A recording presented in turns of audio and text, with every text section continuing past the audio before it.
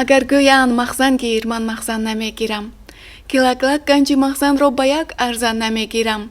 Маро гӯянд ахтар гир, аз буми фалак эй дӯст, бигирад гар тамоми аҳли дунё, ман намегирам. ассалому алайкум бинандагони азизу гироми қадри барномаи офтобборон. шоми дилангези баҳориро ба ҳар яки шумо муборак бод мегӯем. меҳмони имрӯзаи барномаи мо доктори илмҳои филологӣ, профессори донишгоҳи давлатии хуҷанд ба номи академик бобоҷон ғафуров, устоди азизамон Замира Улмазова ҳастанд. саломат бошед. устод, хуш омадед ба барномаи мо. мехостем дар барномаи имрӯза низ яке аз ғазалҳои устод лоиқро шарҳу тафсир бифармоед, то аз маъноҳои домнадори он бинандагони гиромии мо воқиф гарданд. ғазале ки интихоб кардем: зиндагии ман бо ту рӯзе ҳарбае сар мекунам, ман туро чун сарнавишти хеш дигар мекунам. ин ҳама золигариҳои ту бар ман чира нест, гар ту ин дарро бубандӣ, во дигар дар мекунам. устод, мехостем дар бораи ҳамин ғазал фикру андешаҳои шуморо дониста бошем. дар оғози барнома дар бораи мазмун ва муҳтавои ғазал ба бинандагони гиромии мо андешаҳои худро бигӯед. гулҳояҷон, худи устод лоиқ ин шоирест ки ҳаёти инсонҳоро барои худашон пешоро мекунад. яъне ҳам бо ғазалиёт, ҳам бо рубоияшон, ҳам бо дубайтишон, бо тамоми жанрҳои адабие ки устод лоиқ дар адабиёт сару кордор дошт, мавзӯъу муҳтавои он тасвири ҳаёти иҷтимоии мардум аст. вақте ки устод лоиқ ғазалиёти худро офарид, як навъоварие дар адабиёт ба миён овард. ин ҳам бошад ба дард шеър гуфтани вай аст, яъне олами ботини худ ва дар баробари он олами ботини дигаронро таҳлилу баррасӣ кардан аст ва роҳи неку бади онҳоро дар ғазалиёти худаш нишон доданӣ аст. ман дар ҳама маврид дар сабтҳои пешин ҳам таъкид ба таъкид гуфта будам ки образи асосӣ ё ин ки қаҳрамони марказии ғазалиёти лоиқ ин худи лоиқ аст.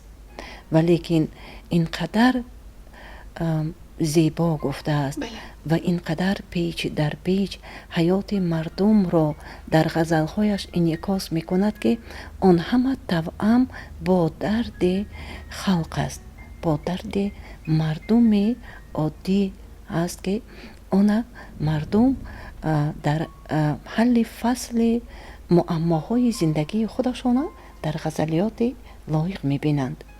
ва дар ҳамин ҷо ҳам лоиқ ба зиндагӣ муроҷиат мекунад, яъне ки ба ҳаёти иҷтимоии мардум, дар бораи ҳаёти иҷтимоии мардум фикру мулоҳизаҳои, яъне ки назари худро мегӯяд ва муаммое ки дар назди як нафар аст, гӯё ки он муаммо дар назди ҳазорҳо нафарон аст ва ҳаллу фасли он дар гӯё ғазалиёти лоиқ дида мешавад, ки мисраҳое ки мо мехонем, шарҳу тафсири онро мекунем, гӯё ки ҳаллу фасли чанд муаммо ё масъалаҳое ки зиндагӣ барои он нафар ё он нафарон пешоро кардааст, он гӯё ки дар ғазалҳои лоиқ ҳаллу фасл ёфта бошад. яъне дар ин ҷо ноумед нагаштан аз зиндагӣ, бо роҳи рост рафтан, бо муҳаббат, бо меҳр сухан кардан, дили як нафарро ёфта тавонистан. умуман мавзӯъ муҳтавои ғазалиёти лоиқ ана ҳаминро талқин мекунад. зиндагӣ, ман бо ту рӯзе ҳарбае сар мекунам, ман туро чун сарнавишти хеш дигар мекунам. гулҳояҷон вақте ки лоиқ ба зиндагӣ муроҷиат мекунад, мегӯяд ки ман бо ту ҳарбае сар мекунам. ин ба кадом маънӣ? ин ба он маъние нест ки ҳарбу зарбе ки ба маънии аслӣ фаҳмида шавад ё душманӣ кардан. не, ин тавр нест.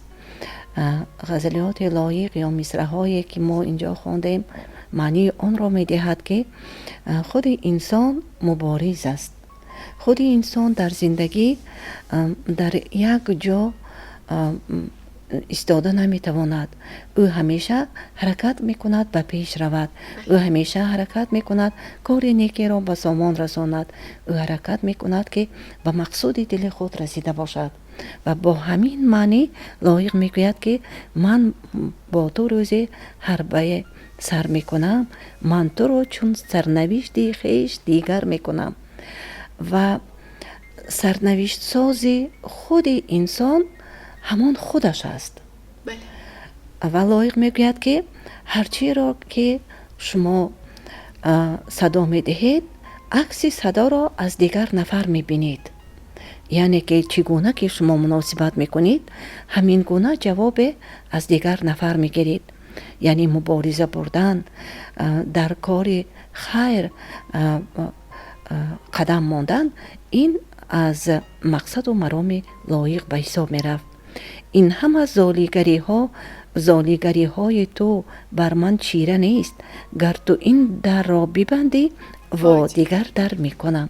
چگونه زیبا گفته است استاد لایق و میگوید که انسان در زندگی خودش هم به پستی و هم به بلندی با مشکلی راه میپیماید.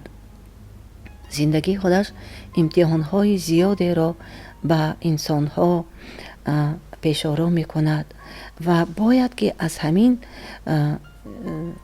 وزنینی حیات، باید که از این پستی زندگی ما سربلندانه گذشته توانیم. و لایق هم میگوید که یک دری بسته باشد 100 دری گشاده است. و از آن کاری که امروز ناآمد شد تو نباید که دلگیر شوی یا اینکه ناامید شوی، باید که به دیگر جای بروی و به مقصد رسیده باشی. می نویسم شعر دل در صفحه هر تخت سنگ، در مسافت آرزویم را توانگر می کنم. و نگاه کنید و میگوید که می نویسم شعر دل را. در حقیقت لایق شعر را از دل می نوشت، یعنی که از جان می نوشت، با ضمیر قلب خودش شعر می گفت لایق و آن را در تخت سنگ می نویسم میگوید. این به معنی اصلی نیست، به معنی مجازی است. و به تخت سنگ نوشتن این چی معنی دارد؟ وقتی که شعری که به انسانها مقبول افتاده است در ضمیر قلب آنها نشسته است و جایگاه خود را در مأوای دل آنها یافته است، آن در تخت سنگ نوشته شده است میگوید. یعنی 1000 ساله ها آن زنده است، آن باقی خواهد ماند. در حقیقت وقتی که ما به کوه بیستون نظر می افکنیم، در آنجا دارای یک قهرمانی های کوروش کبیر را، یا اینکه آن غصب هایی که کوروش کبیر کرده بود، یا آن آبادکاری هایی که کوروش کبیر و در نتیجه دارای یک آن را ادامه داد، آن در کوه بیستون ثبت کرده بود. کوه بیستون این همان سنگ خاره ها یا سنگ پاره های هستند که در آنجا نوشته ها هستند که از 1000 ساله ها این جانب به ما به میراث مانده است. و شعر خود را لایق میگوید که وقتی که شاعر شعر خوب گفت، آن در تخت سنگ ثبت خود را می‌یابد. پیرامون میگویند که اگر در مورد آن که مثلا یک کاری خیر کردی وی در سنگ نوشته می شود، یعنی که وی رو بله درست است. از آن آفتاب و یا از آن باران، از آن آفت‌های طبیعی شسته نمی شود یا از دل انسان زدوده نمی شود. همین طور هست شعر لایق که همه آنها در دل انسان ها جایگیر شدند. من برای افتخار خلق منبر می کنم، از میان کوهساران تا جهان بشناسدم. بسیار زیبا گفته است. من میگوید از مابین مردم برآمدم. من جایگاه من در بین مردم است، در بین خلق است. با ملت خودم دست به دست هستم و همیشه پیوند هستم و من برای افتخار خلق منبر می کنم. هر سری کوهی که آنجا آشیانی کرگس است. آشیان کرگس است. من برای افتخار خلق منبر می کنم. شما خوب می دانید که کرگس لاشخور است و خانه او در بلندی هاست. بله. یعنی آشیان او، لانه او در سر کوه است، در بین سنگ است. و میگوید که من برای افتخار خلق منبر میکنم.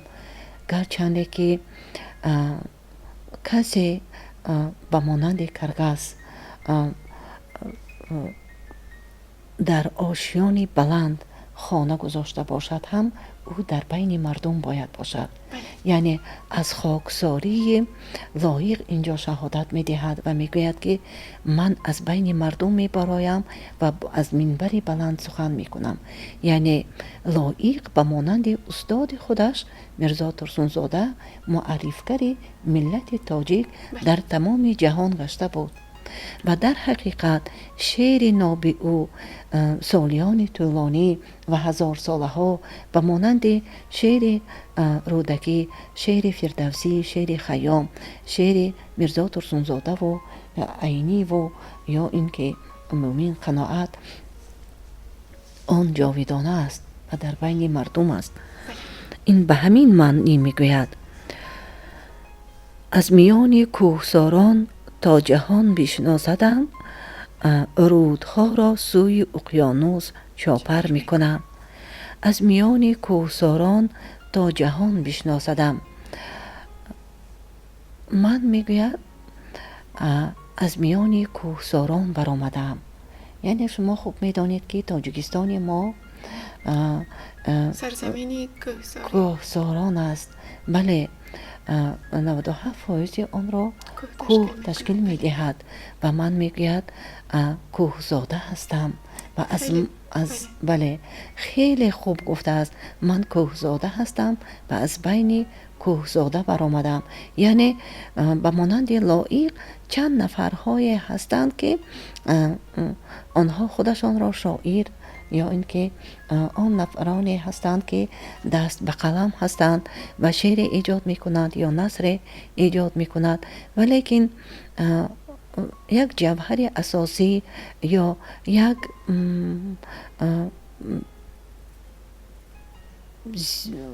زیبایی سخن را خواننده در ایجادیات لایق دیده توانست. چرا؟ لایق سبک خود را داشت. لایق سخنی زیبای گفته می توانست. لایق نفری بود که جوهر اساسی زندگی مردم را در اشعارش انعکاس کرده توانست و در برابر آن از روح افتاده نشدن، در برابر آن از آن پستی هایی که به سر مردم می آید از آن دلگیر نشدن و به پیش حرکت کردن و با مقصود رسیدن را لایق توصیه می کند و دیگران به خوانندگان خودش.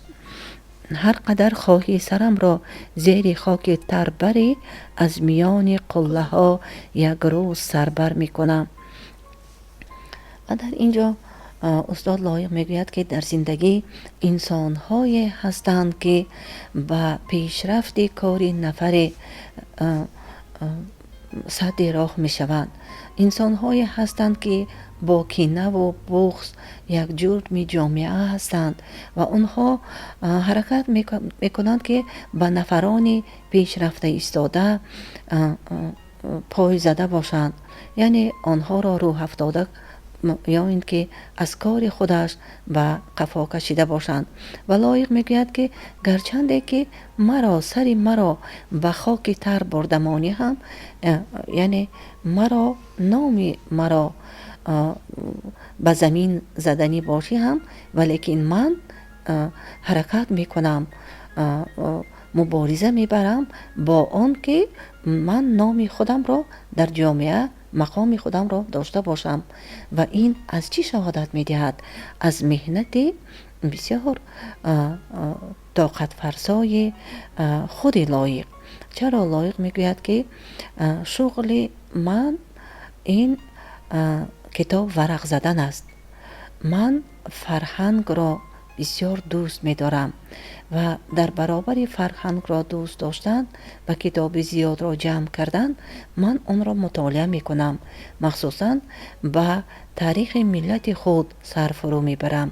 این در صحبت های استاد لایق سالهای 80 گفته شده است و این عمیق است که میگوید که وقتی که من کتابی را ورق میزنم من از آن برای خودم یک درس زندگی را میگیرم و محض همان درس زندگی را برای خود گرفتن یا اینکه تاریخ ملتی خود را در اثرهای خودش انعکاس کردن یا آن خواننده را با راه درست هدایت کردن از مرامهای استاد لایق و رسالت ازلی استاد لایق به حساب می رفت که در این غزلیاتش استاد لایق بسیار خوب گفته است: هر قدر خواهی سرم را زیر خاک تر بری، از میان قله ها یک روز سر بر می کنم. یعنی او از میان قله های آسمان باز با شعر خودش، با سروده های خودش برای جهانیان معرفگر ملت تاجیک هم گشته بود. کج حسابی های تو با راستان بیهوده است، با تو روزی من حسابم را برابر می کنم. و نگاه کنید که چگونه خودش را تاکید کرده است، زیبا تاکید کرده است و می گوید که کج حسابی های تو با راستان بیهوده است. وقتی که کس در زندگی نفری راستین است، نفری هست که با راه راست می رود و نفران دیگر را با آن یعنی با محبت، با مهر، با خوبی هدایت می کند، نفران دیگر با آن که می خواهند او را از این کار نیک به دیگر طرف برده باشند و میگوید که روزی از روزها می شود که من به مقصد خدا می رسم و من حسابم را میگوید با تو برابر میکنم. یعنی با اون که لایق با آن نفران مراجعت میکند و میگوید که اگر نفر در راه زندگی خودش به سختی های زندگی روبرو شده باشد یا به پستی های حیات گرفتار شده باشد یا به دریای پرتلاطم زندگی غوطه‌ور گشته باشد هم، ولیکن روزی میرسد که به مراد دل به مراد و مقصد خودش میرسد. این هم باشد با مهنت حلال، با خصلت خوب انسانی خودش. واقعا بسیار غزلی پرمعنا بود. بعضا می شود که مثلا غزل رو میخونیم یا شعر رو میخونیم ولی اون معناهایی که شما بهری ما پیشنهاد میکنید ما اون رو درک کرده نمیتوانیم. البته هر نفر از روی ظرفیت اندیشه اون رو درک میکند. ولی واقعا بسیار برای جوانان ما بسیار پندآمیز بود. یعنی که برای نه فقط برای جوانان، نفرانی که از این پیچتاب زندگی مثلا نمیشکنند و در هر یک پیچتاب اونها باز قویتر و قویتر میشوند. همین را تاکید کرده است. بله درست است. تشکر زیاد. سلامت باشید. زندگی خودش پیچتاب های زیادی دارد و پستی و پسخمی های زیادی دارد و لایق در نه تنها در این غزل بلکه در همه اشعار لایق ما آن قوه الهی را که لایق در غزلیات خودش آن برای دیگران، یعنی جوهر اساسی که در اینجا هست و مراد دل رسیدن، آن را برای دیگران تلقین می کند. تشکر زیاد استاد. خوش آمدید به برنامه آفتاباران به شرکت تلویزیون و رادیوی سیمای مستقل یکم. سلامت باشید. رحمت. سپاس. نیابی در محیطی بی‌وفا صادق‌تری از من، نیابی در محیطی بی‌غمان مشفق‌تری از من. تمامی عمر جوی لایق خود را تو در این دنیا، نیابی بر مذاق خویشتن لایق‌تری از من. در همینجا فرصت برنامه آفتاباران به آخر رسید. تا هفته آینده سلامت و سربلند بمانید. خیر عزیزان.